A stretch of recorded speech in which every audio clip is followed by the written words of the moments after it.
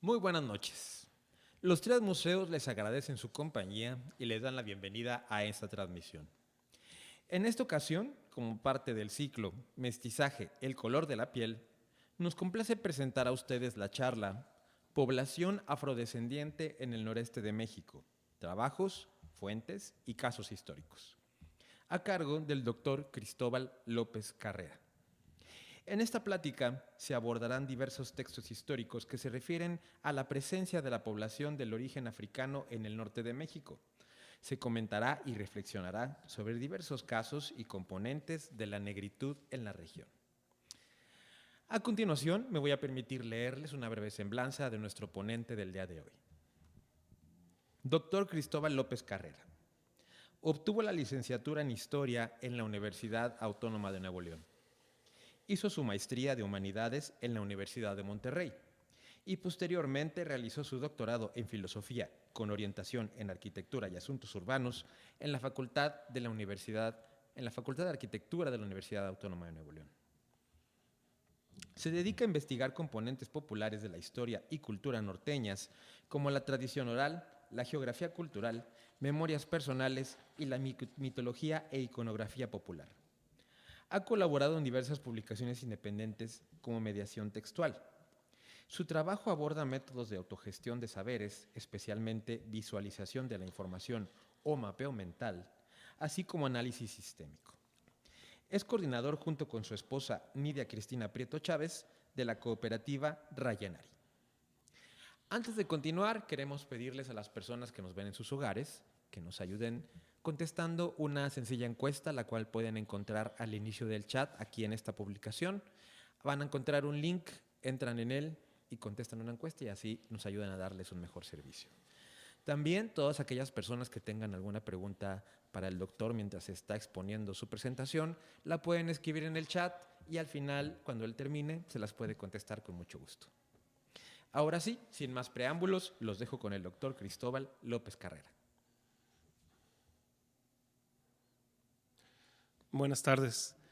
Agradezco la invitación del museo a participar en este ciclo y solo comentaré al principio que este trabajo que vamos a presentar en dos partes sobre los afrodescendientes norteños en el noreste, que hemos realizado Nidia Prieto y yo, se hizo originalmente como parte de una investigación apoyada por Luis Madaria de Meridianos Comunicación y ha tenido dos versiones previas. Participamos en un congreso sobre afromexicanos con una versión de este texto y el próximo en el que va a participar Nidia. Y también lo hemos editado en una colección de cuadernos que tenemos en la cooperativa con el título de Afrodescendientes Norteños, Memoria y Cultura. Antes de entrar directamente con el tema de afrodescendientes en el noreste, voy a dedicar algunos minutos para hablar rápidamente de un poco el contexto de los estudios de afrodescendientes en México, que creo que es importante situar el hecho de que ahorita haya gente como nosotros y otras personas que están buscando y documentando la presencia africana en el norte, pero es parte de un proceso más amplio. Entonces voy a mencionar así algunas cosas que se están desarrollando en el país y que de alguna manera nos tocan directa o indirectamente a nosotros. Por ejemplo, los estudios sobre población negra en México ya tienen una larga data y esa larga data empezó con los trabajos de Aguirre Beltrán. El doctor Aguirre Beltrán tiene un libro que se llama La población negra en México. Más adelante voy a mostrar unas imágenes en una parte de la plática. Y ese texto de 1947, digamos, es el antecedente más antiguo y completo de los estudios sobre población negra en México. Pero después de ese texto de Aguirre Beltrán, él mismo hizo otro que se llama Cuijla, que es sobre una población negra de Guerrero. Después de esos textos, así digamos, como fundadores de los estudios de la negritud en México, hay una serie de trabajos específicos que quiero mencionar brevemente. Hay trabajos muy, muy concretos, por ejemplo, que nos dicen o nos demuestran cómo la población negra o la población afromexicana fue el motor del mestizaje durante la época colonial. O sea, siendo población esclava y en el estrato más bajo de la sociedad, buscaba de muchas maneras, y está muy documentado, de que muchas maneras intentaba romper la condición de esclavo, y entonces eso movilizaba a la población y generaba cruces, ¿no? Ese sería un primer comentario, ¿no? Y luego es muy conocida ya y muy documentada también esta historia que hay de la población negra y sus descendientes en México como combatientes, como gente de lucha. El caso más conocido es el de Yanga, un descendiente de africanos que huye a Veracruz y no se le puede capturar, y al último se le permite fundar un pueblo con negros libertos. Un personaje como Yanga, pero también es muy conocido, por ejemplo, la ascendencia africana de Guerrero. Vicente Guerrero, uno de los independentistas, padres de la patria, es también, es muy conocida su ascendencia.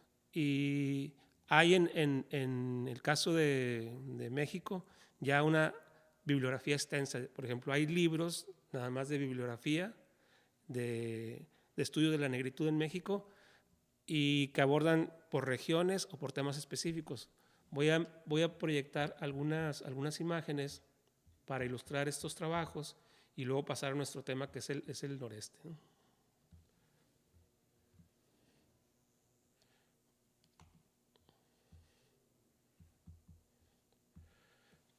Por ejemplo, estoy proyectando ahorita una imagen de un libro viejo que se llama El Negrito Poeta Mexicano. Es un trabajo sobre un cantor o un versero de la época colonial de origen africano en México, ¿no? Esta es la obra que referí de la población negra en México, que es, digamos, como el estudio clásico básico. Este de Cuijla, que es el estudio específico que hace Aguirre Beltrán para estudiar una comunidad y ver de qué manera las comunidades mexicanas tienen elementos negros en su conformación y en su cultura. Y luego hay trabajos como este en donde se analizan regiones específicas y la relación del negro con población indígena. O este otro por regiones, ¿no? Por Veracruz, para Guerrero. Es decir, estoy solo dando una pequeña muestra para ver que hay un universo de investigaciones ya tiene décadas y de qué manera se conecta con lo que nosotros vamos a abordar, que es, digamos que es un patrón. Hay un patrón de investigaciones de población negra. Este libro, por ejemplo, Haciendas y Ranchos del Bajío, que documenta la importancia de la población afrodescendiente en Guanajuato.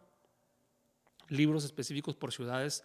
Cada vez salen más libros en donde nos muestran que las ciudades mexicanas no solo son castizas, mestizas o indígenas, sino que también tienen un componente africano, ¿no? Este libro, por ejemplo, nada más habla de la influencia de la etnia bantú africana en México, ¿sí? Este libro, por ejemplo, es un inventario de las investigaciones sobre afrodescendientes, que incluso ya es un libro viejo, ¿no? Va resumiendo. O encuentros de... Entonces, esto un poco para situar y hablar de nuestro tema directo. El tema de nuestra plática se va a centrar en ver de qué manera en las fuentes históricas básicas del noreste y en libros publicados aparece el afrodescendiente, ¿no? Entonces voy a leerles un trabajo que tenemos. África en el Gran Norte Oriental. En el norte hubo afrodescendientes desde los primeros años de la colonización sedentaria. En el caso del noreste, suele plantearse que no hubo población indígena nativa o que fue exterminada, mucho menos población negra. Esto nos deja regularmente a merced de una historiografía y perspectiva criolla, cuando no de plano racista, que niega nuestra diversidad. O sea, el noreste, como la mayor parte de las regiones de América, ha tenido un flujo constante de migraciones de distintos pueblos, incluido el africano, pero regularmente hay mucha fijación con ciertos pueblos o ciertas etnias y se remarca esto, ¿no? Entonces, esta como fijación es notable, sobre todo, por ejemplo, cuando se habla de la identidad de los nuevoleoneses a partir, por ejemplo, de la influencia sefardista. Entonces, de un solo pueblo se busca explicar la historia y la cultura y se niegan todas las demás, ¿sí? Pero vamos al tema. Voy a hacer un listado de fuentes y textos en donde es posible rastrear a detalle la población afrodescendiente en el norte, especialmente en el noreste, y luego voy a abordar algunos casos para ilustrar los textos, ¿no? Sí. Algunos de los libros o documentos en los que podemos encontrar pruebas de la importancia de los afrodescendientes norteños son los siguientes. Naufragios y comentarios. Es el texto de Cabeza de Vaca. Uno de los protagonistas de ese texto, que describe una travesía desde Florida hasta Sonora, pasando por Coahuila, es un negro que es esclavo, pero que es del norte de África y que acompaña a Cabeza de Vaca en esa narrativa, ¿no? Otro texto, por ejemplo, Historia de Nuevo León, con noticias sobre Coahuila, Tamaulipas, Texas y Nuevo México. El texto de Alonso de León es un texto que tiene en fragmentos dispersa referencia a mulatos, ¿no? A población afrodescendiente. Otro es los esclavos negros de la Nueva España en la frontera norte, que son tesis de investigación que hay, por ejemplo, para Chihuahua. Hay varias tesis al respecto. Hay también un libro que es un libro base para nosotros, digamos que es uno de los precursores para los estudios o la gente que esté interesada en la población afrodescendiente, que se llama Esclavos Negros en Saltillo, siglo XVII al XIX.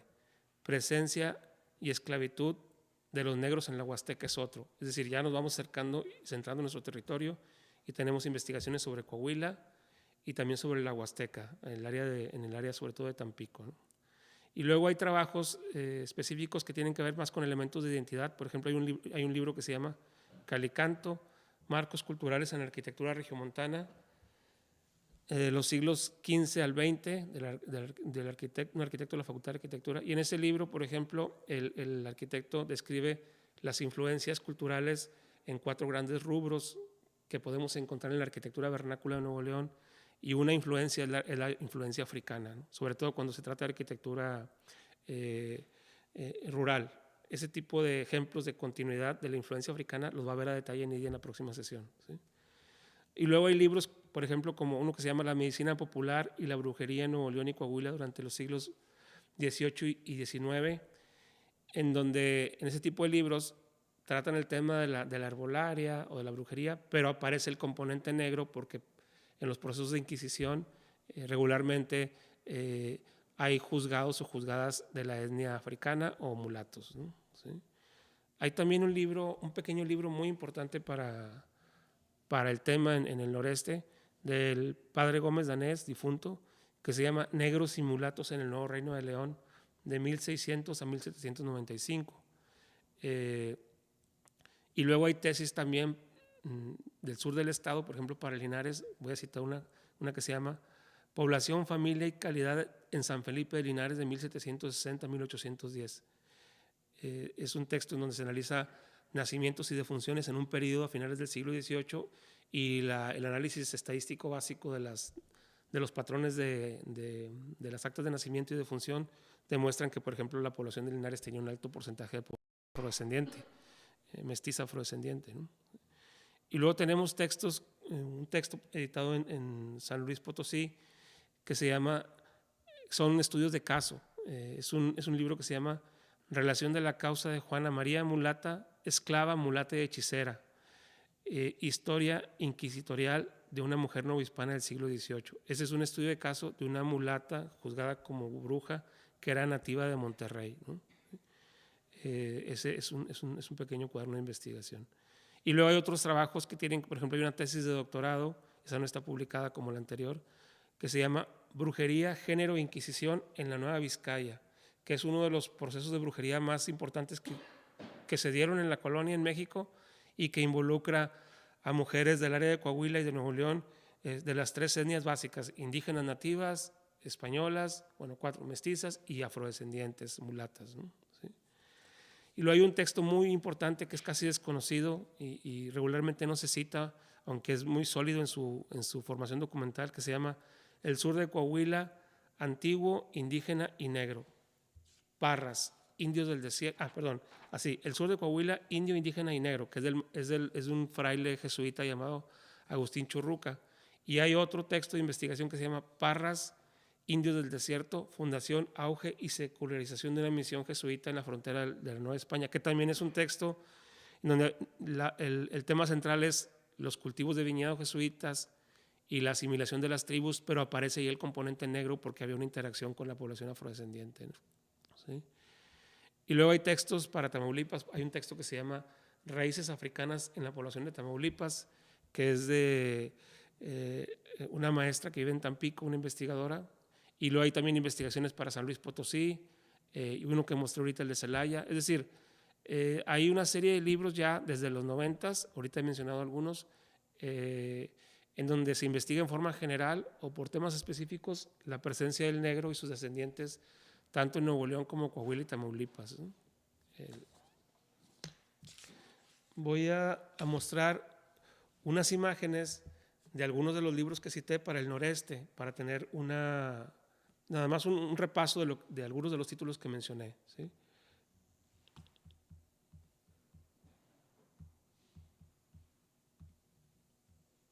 Y continuamos.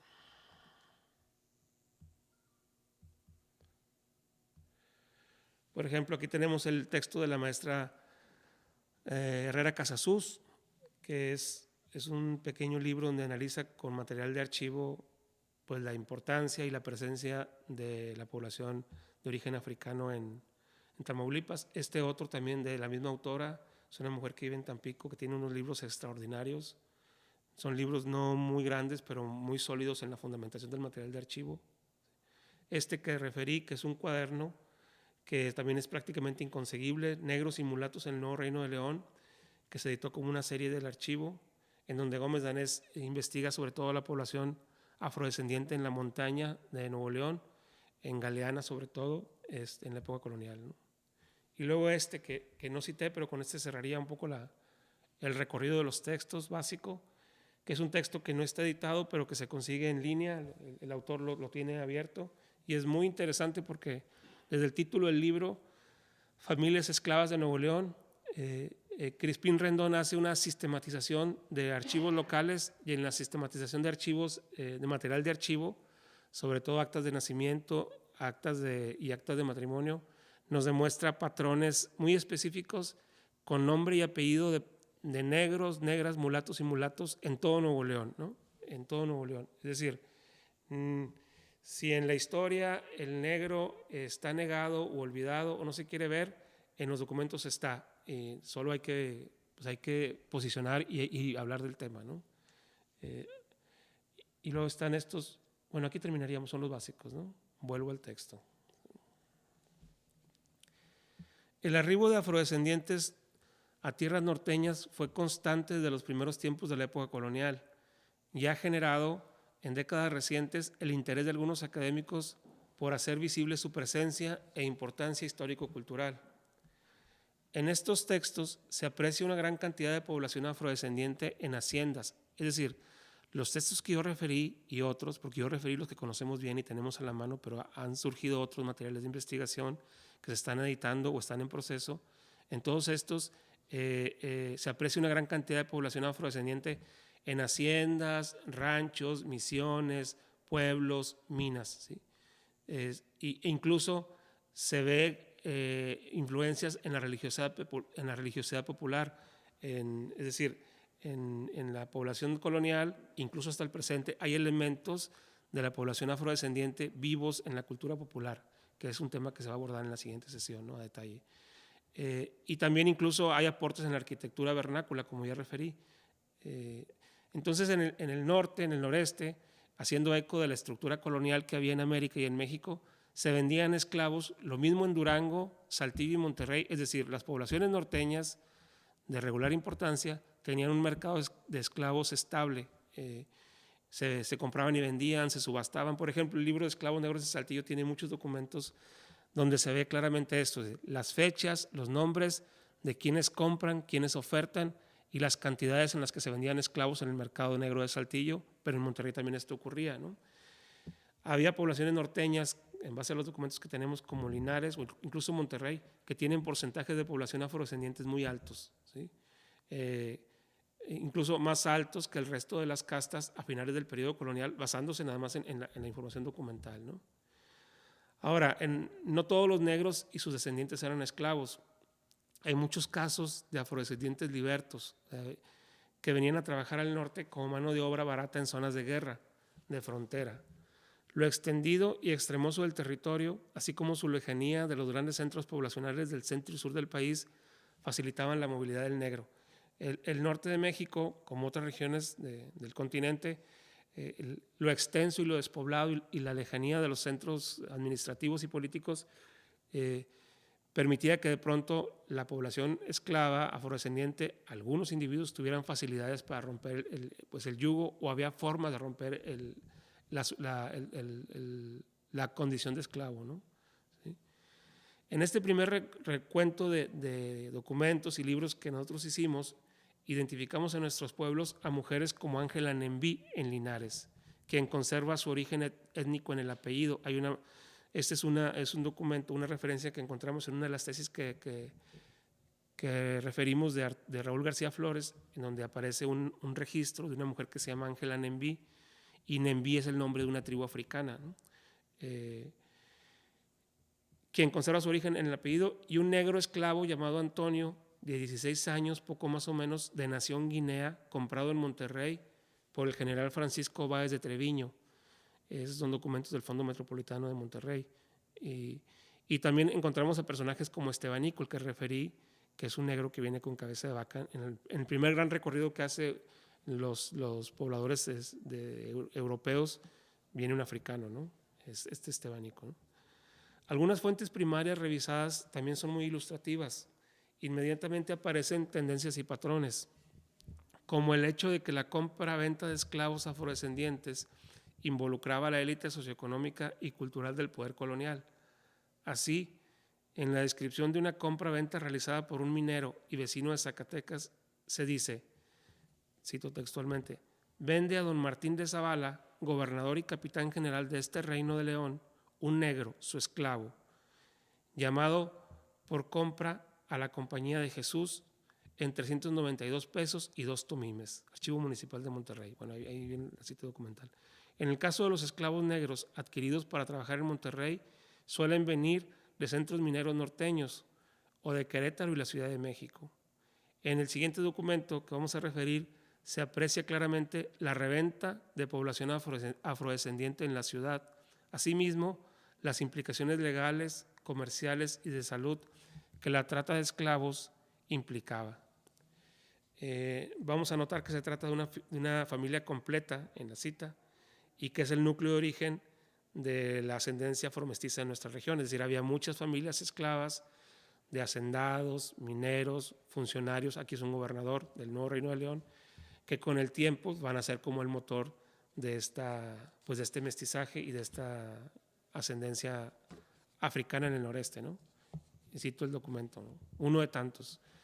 El general Francisco Báez Treviño, gobernador y capitán general de este reino, vende al sargento mayor Antonio López de Villegas, vecino de esta ciudad, un negro nombrado Antonio de la Trinidad Irala y Arellano, criollo de 40 años, poco más o menos, casado con una negra llamada Teresa de la Cruz, de 27 años.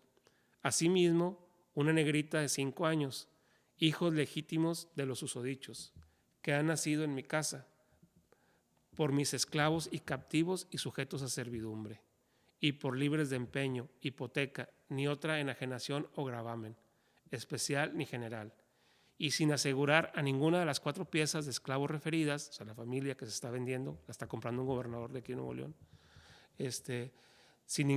no tienen tacha, vicio ni enfermedad, pública ni secreta. Eso es importante. En los contratos de compraventa, si el negro está maltratado o la familia tiene enfermedad o tiene alguna deficiencia, el costo baja. Es una mercancía, ¿sí?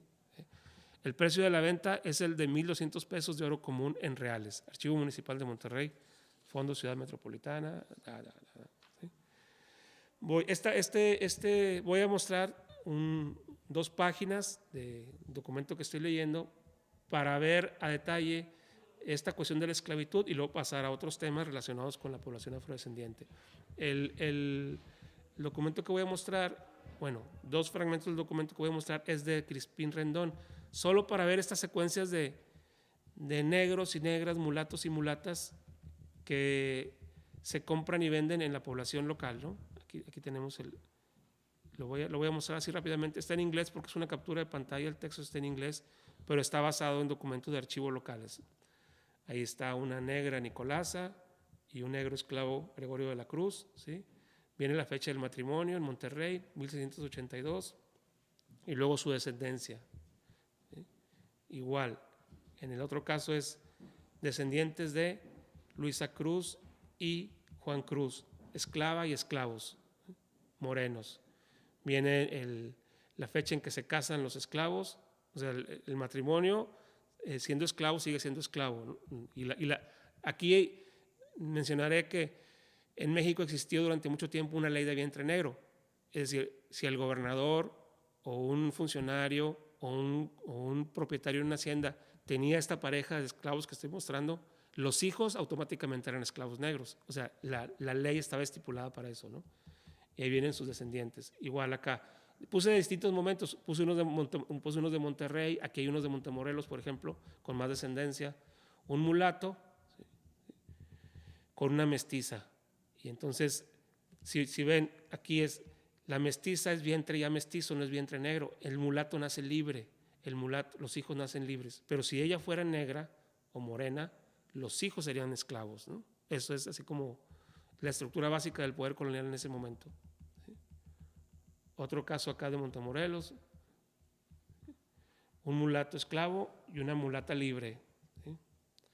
Fechas. Entonces, por ejemplo, en el caso de este trabajo de Crispín Rendón, son cantidad de documentos y es interesante cómo, por ejemplo, ahorita hay un auge con las genealogías. Voy a terminar de la proyección. Hay un auge con las genealogías que buscan cierto tipo de ascendencia, pero cuando se topan con la ascendencia indígena o con la ascendencia negra, la niegan o se la brincan olímpicamente, ¿no? Es decir, si ustedes hacen genealogía y buscan en sus antepasados locales, tarde que temprano van a encontrar conexiones con población indígena local y afrodescendiente. Pero pues esta visión blanca, racista, las hace a un lado, ¿no? ¿Sí? Voy ahora a leer algunos, ahorita anteriormente ya hice un inventario como de algunos libros y referí de qué manera aparece el negro y la negra, el mulato, pero voy a ir como a casos específicos, que es el título que le pusimos a la plática. Es decir, nosotros estamos manejando como un inventario de fuentes y documentos, pero voy a ilustrar ese inventario con otros casos temáticos. Por ejemplo, en la información que ya hay y en la información de archivo del noreste podemos encontrar referencias a influencias mágico-religiosas vinculadas a la población afrodescendiente en distintos niveles. Un documento de un año tan lejano como 1598 refiere espíritus malignos asimilados a negros en el norte de México, específicamente en el área de la comarca lagunera. Las visiones de los mismos encarnaban sangre, fuego y diversas calamidades. Cito textualmente la investigación. Otros espíritus malignos, descritos por los jesuitas, estaban supuestamente encarnados en personas con facciones de africanos. Es decir, a finales del siglo XVI, ya el elemento africano se ha incorporado a la cosmovisión de la gente del desierto. O sea, es parte de la cosmovisión. Los indios contaban que había un espíritu que tomaba la forma de un africano y que escupía fuego de sus ojos y con sangre saliendo de nariz y orejas. Merodeaban la región para esparcir epidemias y enfermedades. Pudo haber sido algún esclavo de la misión franciscana o de Valle de los Pirineos que enfermó, parecido al caso del misionero franciscano mencionado en la cueva exorcizada. Es notable en ese tipo de referencias uno de los patrones encontrados sobre la población negra en múltiples espacios de América, su convergencia con la resistencia indígena o con cultos de crisis de los indígenas, al mismo tiempo que su representación negativa o terrorífica. Si recordamos, se habla de un negro sangrante, ¿no? O sea, la visión es pues de miedo, ¿no? Y cito otra vez al investigador. Otra supuesta manifestación del diablo cobraba forma de africano bajo de estatura, con ojos pequeños hundidos y con apariencia desfavorable, que viajaba por la comarca lagunera y predicaba contra los jesuitas y sus creencias, y les advertía a los indios que no le creyeran a los misioneros y que jamás permitieran ser bautizados, porque todo lo que decían los jesuitas sobre este ritual no era más que un engaño, y si eran bautizados enfermarían del cocolitzi y morirían. En este caso, al final de mi texto voy a leer un fragmento de un trabajo que hemos iniciado, en donde se ve esta relación entre el negro de ascendencia africana, los mulatos, y los indígenas locales, y ahí explicaríamos por qué están estas referencias, ¿no? Pero igual, hay otras referencias o documentos que nos hablan de la presencia o la influencia de la población afrodescendiente en el norte. Voy a citar uno que es el proceso de Juana María Mulata que refería anteriormente. cito textualmente, es una mujer juzgada por brujería, llevada de Monterrey a Monclova y luego a la Ciudad de México, que estuvo presa en la Ciudad de México, incluso tuvo un hijo en la Ciudad de México presa y era nativa de Monterrey, mulata. En una de sus declaraciones en el Tribunal de la Ciudad de México, en el año de 1752, la mulata dijo llamarse Juana María Gertrudis, que tiene 20 años de edad, que es esclava de Juan Gil, vecino de Coahuila, de casta mulata y nacida en Monterrey, capital del Nuevo Reino de León, que no se acuerda de cuánto hace que vino presa por el Santo Oficio, que no conoció padre ni madre, ni ha sabido quiénes fueron y de estado soltera. Hubo principio a esta causa con ocasión de la complicidad de hechicería y brujería en que se empezó a proceder por septiembre de 48 en la villa de Santiago. En este caso de Juana María Gertrudis es uno de tantos casos muy dramáticos. Al último ella no fue juzgada. Fue juzgada, pero no fue torturada ni fue quemada. Lo que sabemos es que fue liberada. Pero en la cárcel tuvo otro hijo, es decir, alguien de la cárcel, lo que estaba ahí, abusó de ella y tuvo... Entonces, ese tipo de mujeres juzgadas, referencias a brujerías, hay muchos y son recurrentes. Y de hecho, una de las grandes tesis de las que cité sobre brujería en la época colonial tiene muchos de estos procesos, ¿no? Sobre mujeres. Voy a volver voy a proyectar una imagen. Es nada más, es un pequeño avance de algunas cosas que se van a ver a detalle en la próxima sesión. Es una versión, este documento que cité de la mulata de Monterrey, juzgada en la Ciudad de México por brujería, hay una versión, o sea, hicimos un corrido con unos compañeros en versión y se ilustró. Entonces, digamos, son los tipos de materiales que aparte de la investigación estamos generando como para dar a conocer pues los casos de la población afrodescendiente. Es ilustrado por Pau Massiqués, un ilustrador catalán, y aquí viene la historia resumida, es decir, del proceso de Inquisición que tuvo esta mujer, viene una historia resumida ahí en formato de corrido, ¿no? Y ahí dice, año de 1700, corriendo el 52, a la ciudad de Monclova, el Santo Oficio llegaba la Inquisición. A españolas y mestizas, mulatas y chichimecas acusaban de hechiceras y las querían quemar, las iban a ejecutar. A Juana María Mulata llamaron a declarar, de abusos supersticiosos la querían acusar y de al diablo venerar, que volaba y que bailaba en mitotes y aquelarres, que usaba polvos y hierbas para enamorar a los hombres y robarles sus amores. Esclava de don Juan Gil, tenía 20 años por ley, con abuelos africanos, pero nació en Monterrey, nativa de Monterrey. Cuando la hicieron cautiva, a un hijo abandonó y preñada del segundo, en cautiverio parió, a un hijo preso alumbró. En Monclova la prendieron y a México la llevaron. De usar hierbas y fetiches, a fuerzas la confesaron, muy feo la torturaron. Mis ancestros africanos los llevo en el corazón. Adiós tierras de Coahuila y el nuevo reino de León. Es triste estar en prisión. Estuvo presa 3 años y luego la liberaron. Tal vez regresó para el norte o en el camino quedó y el corrido se acabó. Ese sería, digamos, información específica de sujetos relacionados con esta cuestión de la vida de los afrodescendientes en el norte. Otro caso o ejemplos de la presencia afrodescendiente en el norte lo podemos encontrar en muchos textos y están relacionados más con la sociedad y vida cotidiana, es decir, cómo era la sociedad, cómo se movía la sociedad en la época y las actividades diarias, ¿no? Hay muchas referencias así sueltas a negros trabajadores, mulatas, sirvientas, de pronto en crónicas y en documentos, ¿no? Por ejemplo, voy a leer 2 fragmentos para ilustrar esto, 3. Uno sobre afrodescendientes en Cerralbo, y es un fragmento de la crónica de Alonso de León, la crónica, digamos, esta historia que hay del nuevo reino de León del siglo XVII. Es un fragmento. Alrededor de un año tan lejano como 1611, Alonso de León describe el abandono de Cerralbo y cómo la única familia que quedó en esa población tenía al frente un mulato que había llegado en los tiempos del primer gobernador Carvajal y de la Cueva. Eso es interesante y significativo. O sea, muchos negros y negras estaban en lugares peligrosos que regularmente el colono evitaba. Lo que refiere Alonso de León es que es un momento de crisis y que no hay nadie en Cerralbo más que esa familia, y es una familia cuyo padre es un mulato, ¿no? Cito textualmente a Alonso de León.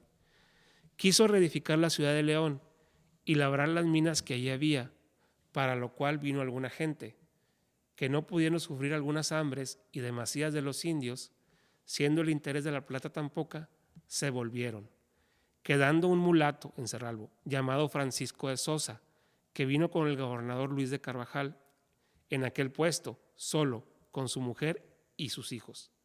Crecieron las desvergüenzas de los indios, tanto cuanto la poca resistencia que hallaban, y una noche, estando fuera de su casilla, el mulato Sosa, llegaron los indios flechando. Él huyó a guarecerse, estaba en camisa, le tiraban al blanco.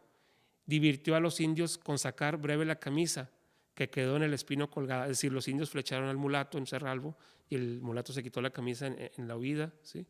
Y se quedó en un espino colgada. Ellos, los indios, quedaron flechando la camisa y él, como era prieto y hacía oscuro, tuvo lugar de entrar en su casa, desde donde se defendió aquella noche. Diole la vida a la estratagema y con ella libró su casa. Es un mulato peleando contra indios en Cerralbo, ¿no? Otro ejemplo, este que cité es del siglo XVII, voy a citar uno del siglo XVIII. Hay muchas referencias sueltas a población afrodescendiente en investigaciones que no tienen nada que ver. Por ejemplo, este que voy a citar es una historia que hay sobre la Catedral de Monterrey. Es un recuento de cómo se fue construyendo la catedral, ¿sí? Y otro ejemplo, de más de un siglo después, se refiere en un libro histórico sobre la Catedral de Monterrey. Citamos: un trágico suceso nos revela otro nombre importante. El 10 de agosto de 1771 recibió sepultura eclesiástica José Montalvo, maestro mayor de la obra de catedral, quien cayó de donde había estado trabajando y de la caída murió luego. Según quedó asentado en el folio 134, vuelta del libro de fábrica de la parroquia regiomontana, que comprende los años de 1760 a 1780. En la partida de entierro se dice que José Montalvo era mulato libre y estaba casado con María Josefa Zambrano, agregando que no se confesó ni recibió más sacramento que el del santo óleo, porque estando como maestro mayor trabajando en la fábrica material de esta santa iglesia, se cayó de lo alto, de una bóveda hasta el suelo, donde expiró dentro de media hora. Parece ser que este Montalvo, era el encargado de la obra de la catedral que todavía no estaba terminada. Era el arquitecto de catedral, era mulato. Era de una familia mulata que se especializó en obras de construcción durante la época colonial. Tal vez este mulato llamado José es descendiente de Juan de Montalvo y Pascual de Montalvo, quienes obtuvieron un contrato para construir las casas reales de Monterrey en 1653. Esto lo cito con información de una investigación sobre historia de la construcción realizada por un colega que está en proceso. Él traza una genealogía de esta familia, una familia de constructores albañiles, ¿no? ¿Sí? Y voy a citar este libro que referí de Esclavos Negros en Saltillo para ver cómo la interacción que hay entre Monterrey y las poblaciones mineras y la esclavitud, ¿no? Las ciudades norteñas que más esclavos tuvieron fueron Zacatecas y Parral. Hay que recordar que Monterrey se pobló en realidad a partir de Zacatecas, ¿sí? O sea, el repueble de Monterrey en 1627 se da con gente de Zacatecas. Las ciudades norteñas que más esclavos tuvieron fueron Zacatecas y Parral. Algunos aspectos del proceso de amalgamación en Zacatecas eran realizados exclusivamente por negros, porque soportaban mejor el contacto, el envenenamiento con el mercurio que se necesitaba para procesar la plata. Los parralenses en Chihuahua se iniciaron como esclavistas en 1632, con una población negra superior a la india y española.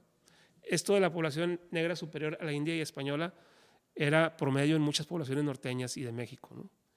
Este mineral argentífero aprovechaba cada envío de plata a México para adquirir más esclavos. En Parral también había negros libertos. Algunos paseaban orgullosos por la ciudad, seguidos de cerca por su propio esclavo, es decir, esclavos que tenían esclavos negros. El párroco mismo compró y vendió negros. Parral, como centro minero, tenía sus vicios y viciosos, sus vagos y rijosos.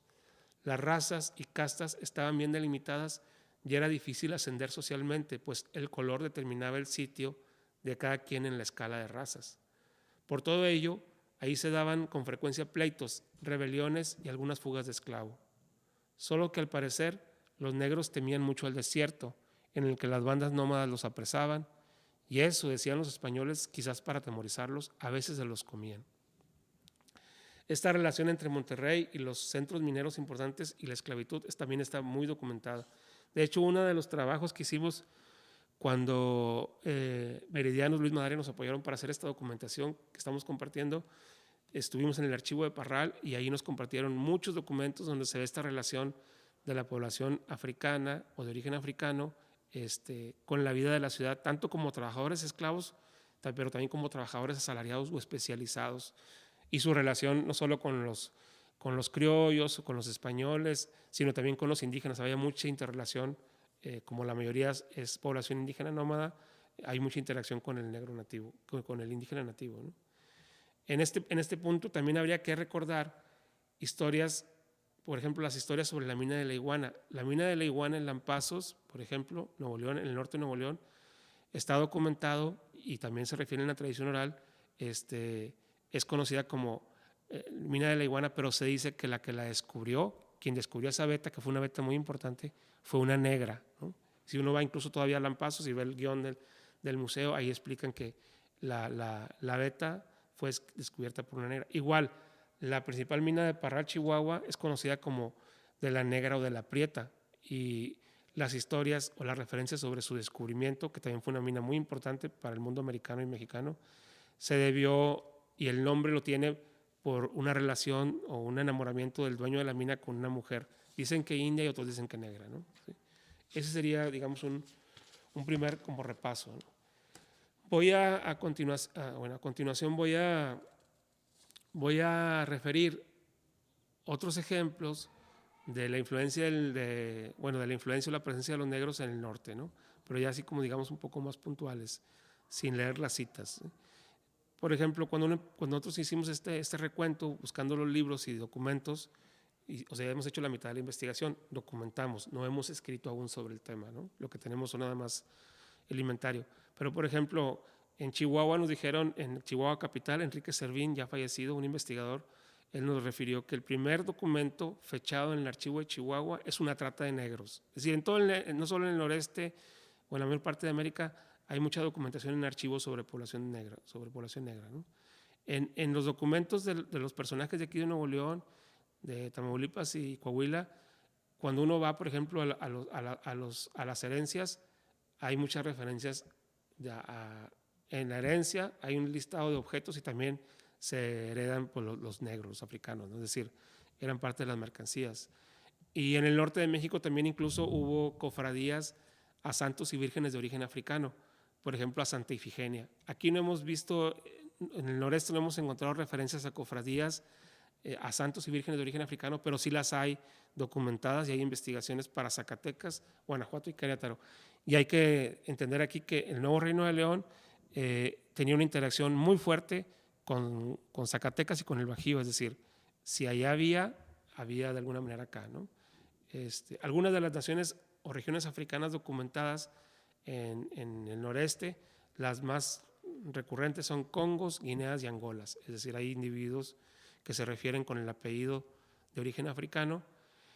E incluso hay referencias a tribus específicas, por ejemplo, en el área de Matehuala, San Luis Potosí y el sur de Nuevo León, hay muchas referencias, incluso todavía en la tradición oral, a una tribu de indios negritos, que los textos que hay o las primeras aproximaciones documentales y la misma tradición oral refieren como un grupo de negros cimarrones, es decir, negros huidos al semidesierto de haciendas esclavistas o de ranchos esclavistas que hicieron vida como tribu y luego fueron identificados como una tribu más dentro del territorio, ¿no?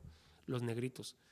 Y esto también es recurrente. Por ejemplo, en el caso de Tamaulipas hay por lo menos 2 referencias muy documentadas, consecuencias por años después, de barcos con población negra que naufragan, llegan a la costa y luego se incorporan a la vida como si fueran una tribu más y luego interactúan con los tribeños locales y con los mestizos. Es decir, esta cuestión de los negros huidos o los negros remontados, que luego hacen vida como tribu en el noreste, está muy documentada y es desconocida. Hay suficientes libros para ilustrarlo, ¿no? Y luego tenemos el caso también, por ejemplo, hay un cronista, hay una crónica de Tamaulipas que se llama Crónica del Nuevo Santander. Voy a poner la imagen para platicar el caso así rápidamente.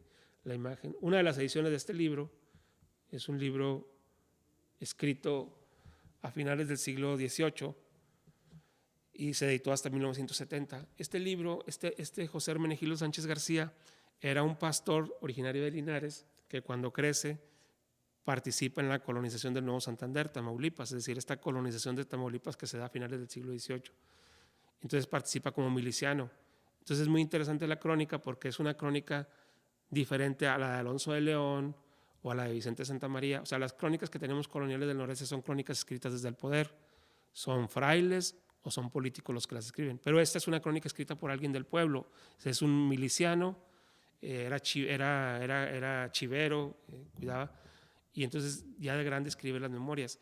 Y un compañero nos hizo una pequeña aproximación genealógica al personaje, y este personaje es la información que hay, así preliminar, habría que es un mulato, es decir, este texto es escrito por un mulato nativo de Nuevo León que se va a vivir a Tamaulipas. Y es muy interesante ver el texto porque hay una interacción así y una descripción de la vida cotidiana y del territorio que es un registro que no existe en otros registros históricos, ¿no? Ese sería, aquí acabo con esta, ¿no? Quería mostrarles nada más la imagen. Y luego también hay que tomar, por ejemplo, en cuenta estructuralmente, por ejemplo, el principal cultivo de Nuevo León en la época colonial está documentado, era el cultivo de caña de azúcar. La caña de azúcar se cultivó en gran cantidad. De hecho, una de las mercancías principales del Nuevo Reino de León, incluso de Nuevo León en el siglo XIX, fue la caña de azúcar y el azúcar derivado, es decir, el piloncillo. El comercio de Monterrey, incluso la industrialización, tuvo parte de su capital en la trata y en la venta de caña de azúcar y piloncillo. Y en este tipo de plantaciones, digamos, en la época colonial había mucha población trabajando, como en muchos otros, en la ganadería, en la agricultura en general, población afrodescendiente, ¿no? Y luego ya encontramos algunas referencias más específicas que voy a listar para terminar este recorrido de presencia de negros, negras y afrodescendientes en la historia y cultura regional. Por ejemplo, en las pastorelas, los coloquios de pastores, que son una herramienta pedagógica y de conquista espiritual y cultural que utilizaban los frailes en la época colonial para evangelizar a los indios y a los negros. Pues incluso en las pastorelas norestenses un personaje es el indio y el negro, es decir, el negro era un personaje importante y aparece en las pastorelas porque es parte de la vida cotidiana, ¿no? Es parte del trabajo y aparte es un sujeto de evangelización, es un sujeto a convertir en la representación que hace la pastorela, ¿no?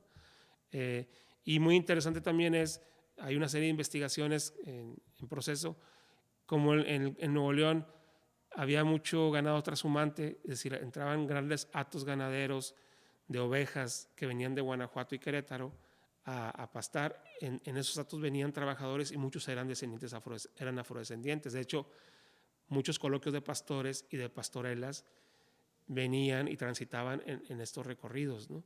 Entonces, esta conexión de Nuevo León con Querétaro y Guanajuato y el corredor de población afrodescendiente que transita en estos corredores de ganado van a alimentar la presencia del negro en el noreste, ¿no?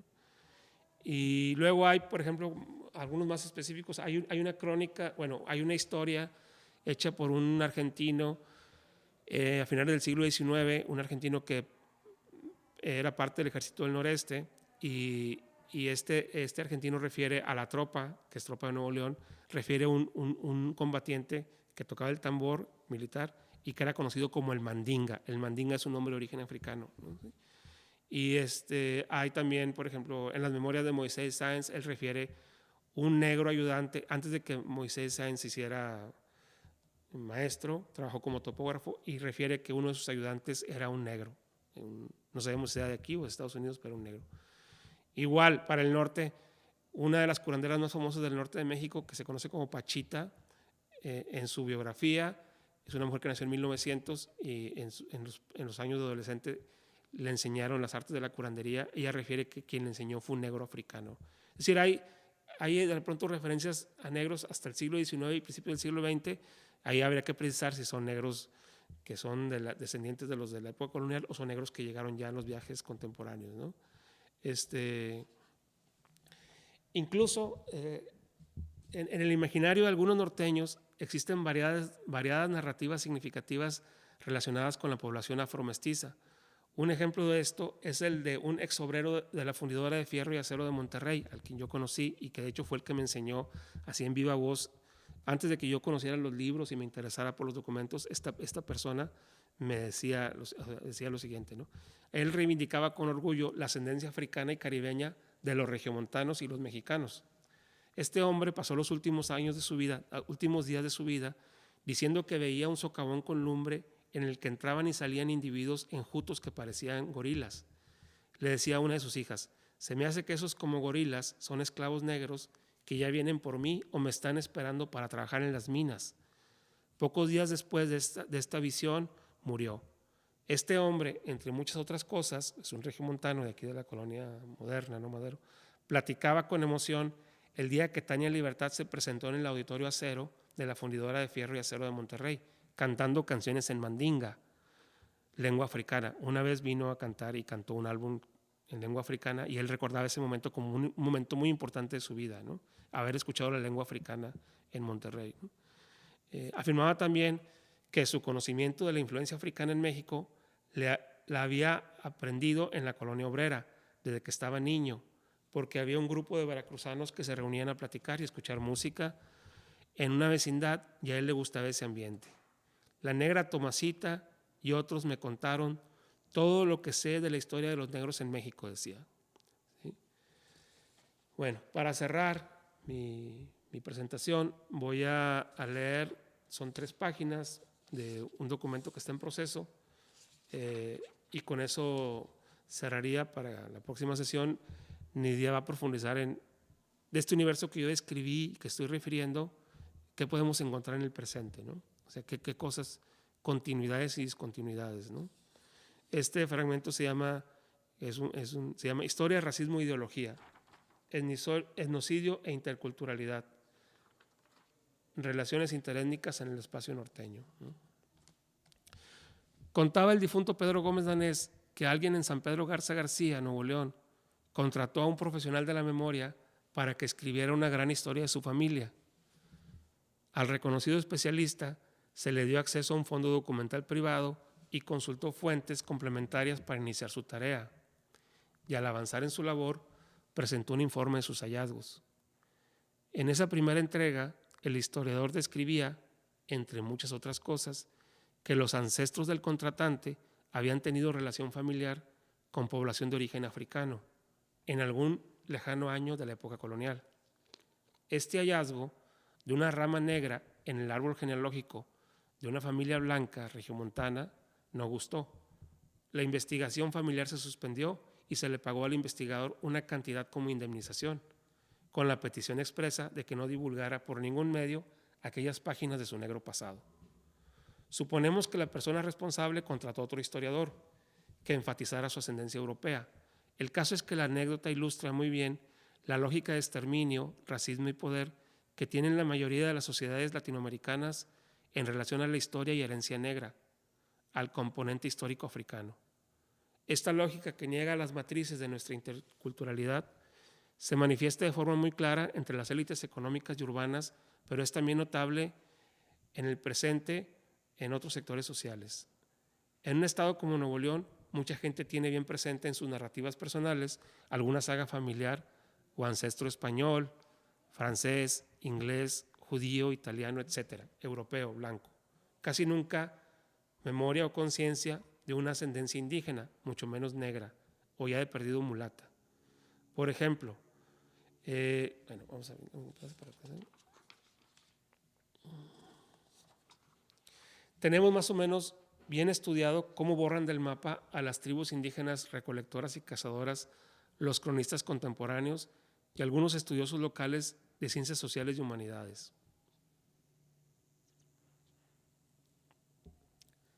Es un proceso que se puede sintetizar de la siguiente manera. 1. Aquí no había población nativa antes de la conquista. 2. Sí había población aborigen, pero era insignificante. 3. Los nativos, recolectores, cazadores y pescadores de la zona, pocos o muchos, se extinguieron debido al etnocidio, guerra, enfermedades, hambre. En este esquema existe también la sombra histórica de las invasiones apaches y comanches que asolaron el actual noreste durante buena parte de los siglos XVIII y XIX. Ahora bien, si esa gente que tenía viviendo miles de años en estas tierras no existió y no nos dejó nada, según la historia oficial predominante y el imaginario colectivo, ¿qué podemos esperar de los nativos africanos o descendientes de los pueblos africanos traídos como esclavos a nuestra región? La historia oficial y la memoria popular simplemente los desconocen, ignoran o desprecian. Sorprendentemente, cuando se abordan espacios regionales específicos o se revisan estudios rigurosos sobre las etnias aborígenes, se aprecia claramente que hay dos grandes patrones con múltiples tendencias, en que los grupos chichimecas enfrentan la invasión de la civilización sedentaria, resistencia y aculturación, es decir, según el espacio norteño específico, la época y el contexto, hay tribus que tienen contacto con los europeos y tratos y les sirven o acompañan, y muchos resisten, ¿no? Pero muchos resisten hasta la extinción. En contraparte, desde las primeras entradas de la conquista española a territorio norteño, hay tribus y naciones completas que van a recibir amistosamente a los colonos del sur. Van a tratar con ellos, van a parlamentar y van a establecer misiones y relaciones, ¿sí? La presencia de afrodescendientes en ambos procesos, es decir, los indígenas locales, hay muchos que resisten, pero hay otros también que se asimilan e interactúan con los sedentarios. La presencia afrodescendiente en ambos procesos de etnocidio y aculturación es lo que abordaremos en estas últimas líneas, ¿sí? Apreciaremos en consecuencia cómo la población negra fue un componente importante para el mestizaje de los aborígenes recolectores, cazadores y pescadores. En suma, la aparente inexistencia de población aborigen y negra en el espacio norestense no es por falta de mestizaje, sino todo lo contrario, es decir, hubo mucha interacción y mucha mezcla.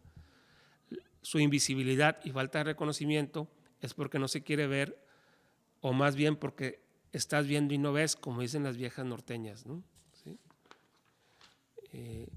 Voy a citar un caso para cerrar, ¿no? Ahorita lo mencioné, pero brevemente. La unión y alianza entre nativos del norte de México y africanos libres o liberados va a ser un patrón, una constante durante el tiempo de la colonia. El siguiente caso es paradigmático al respecto y la información está basada en fuentes de archivo y ha sido referida por Martín Salinas en su libro Indígenas del Delta del Río Bravo. En diferentes documentos coloniales sobre el Río Bravo y de poblaciones alrededor, ¿sí?, se habla de un naufragio cerca de la desembocadura en el Golfo de México, ¿no? No hay relato alguno de los testigos presenciales de dicho documento, pero hay series documentales que lo refieren, ¿no? En 1700, y cito textualmente la información de archivo que refiere Martín Salinas, en 1747 los indígenas que vivían en las zonas cercanas al actual Matamoros le mencionaron a Escandón sobre los sobrevivientes negros. En 1749 el colonizador se enteró por un soldado de Reynosa de la existencia de un gran asentamiento de negros con esposas indígenas y niños llamados lobos. Se decía que vivían en una isla, la que quizás era una región localizada entre el canal principal del Bravo y uno de sus tributarios en el delta hacia el sur. Ellos habían robado ganado de los asentamientos coloniales río arriba. Un año más tarde, Escandón mencionó en una carta escrita en Reynosa que los referidos no constituían una amenaza seria para los asentamientos coloniales y que esperaban convencerlos de que entraran a la misión de esa población. En 1757 se registró más información sobre este grupo. Un mapa elaborado ese año lo situaba entre el canal principal del Bravo y un tributario en el sur, probablemente el actual arroyo Cajas Pintas. Se señaló que el área tenía algunas lomas y tierra, y también se informó que los negros estaban en guerra con algunos grupos indígenas. Utilizaban arco y flecha, además de lanzas, armas que manejaban con destreza.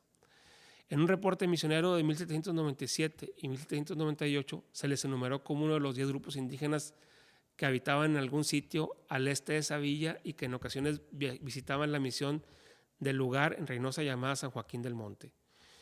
Y se extiende, es decir, la información sobre este grupo de negros que luego hicieron vida en el noreste, en Tamaulipas, y se mezclaron con los indígenas y luego con el noreste, está referida en las actas de distintos documentos en distintas poblaciones, ¿no? Voy a finalizar haciendo referencia a un caso parecido de Coahuila, ¿no? La interacción pacífica o violenta entre aborígenes y afrodescendientes será una constante en Coahuila, Nuevo León y Tamaulipas. Citaremos finalmente el caso de un texto escrito por el jesuita Agustín Churruca, uno de los precursores de las investigaciones sobre el tema de los afrodescendientes en el norte, quien en su libro El sur de Coahuila antiguo, indígena y negro, se centra en una serie de documentos sobre Parras y dice lo siguiente, entre muchas otras cosas, ¿no? Como podemos observar, gracias a este estudio, cito textualmente al padre Churruca, a este estudio, los actuales habitantes del sur de Coahuila descienden principalmente de la unión de negros y de los chichimecas, con los que se mezclaron un poco los blancos y los tlaxcaltecas. Por tal motivo, lo investigado en esta tercera parte de la obra es importante. En el estudio titulado La población negra en el sur de Coahuila, se distingue al principio una breve introducción, cuyo objetivo es indicar la presencia del negro en la Nueva España y resaltar su importancia etnográfica. Después se pone de manifiesto esta presencia en Coahuila a través del estudio que parte de las fuentes primarias citadas, el libro de bautismo número 1 del Archivo Mateo. Podrá el lector tener una perspectiva que pone de relieve los resultados de la relación indio-negro, español-negro, a través de la cuantificación del proceso de afromestizaje, 200 años después del arribo de los primeros negros a la región. Para ello fue usada otra fuente primaria, el censo de la villa y pueblo de Parras del año de 1818. Este texto es muy interesante porque el padre checa series documentales de toda la época colonial de Parras y demuestra la presencia del negro desde el principio de la colonia hasta el final, ¿no? Y es una presencia dominante, ¿sí? Y bueno, con eso cito. Voy a terminar mi presentación pasando 2 imágenes de una mujer. Hay muchos datos, yo mencioné así como las principales textos y fuentes que nosotros hemos hecho en nuestro inventario, en nuestro recorrido, donde aparecen las referencias a la población afrodescendiente. Pero hay muchos documentos sueltos que en el futuro tenemos que investigar para situar como en perspectiva, ¿no? Situar tanto las series documentales y las referencias. Pero voy a terminar con una imagen de una mujer. Esta mujer es una mujer de apellido González, ahorita se me va el nombre completo, es una mujer nacida en una población de Texas, cuya madre era una africana mexicana y su padre era un indígena norteamericano. Es una mujer que aparece citado, por ejemplo, en un libro muy importante que se llama Indios Negros, es un libro hecho en Estados Unidos sobre la relación entre indígenas norteamericanos y africanos, y aparece, es una mujer muy importante porque fue una sindicalista, fue una luchadora, o sea, era una afrodescendiente cuya madre era del norte de México y se hizo líder socialista, anarquista y escritora, y son personajes importantes que tenemos borrados y que son parte de la herencia afrodescendiente norteña. Por ejemplo, aquí tenemos una imagen de ella a finales del siglo XIX, ¿sí? Y tenemos otra de 1915. Esa es una fotografía de ella tomada en una comisaría en el sur de Texas. O sea, está detenida porque durante su vida se dedicó a luchar por los derechos de las minorías. Y ahorita, disculpa que se me olvidó el nombre, pero uno de sus apellidos es González, hija de una afrodescendiente del norte de México y mujer luchadora sindicalista en sindicatos norteamericanos. Y bueno, aquí termino mi presentación. La próxima sesión, la maestra Nidia Prieto va a hablar así como las continuidades y discontinuidades que podemos encontrar en el siglo XX y en el siglo XXI de este importante grupo que es parte de nuestra identidad, es parte de nuestra historia, aunque mucha gente no lo quiera ver o lo niega o lo invisibiliza, ¿no? Gracias a la invitación del museo y gracias a ustedes por acompañarnos en esta transmisión.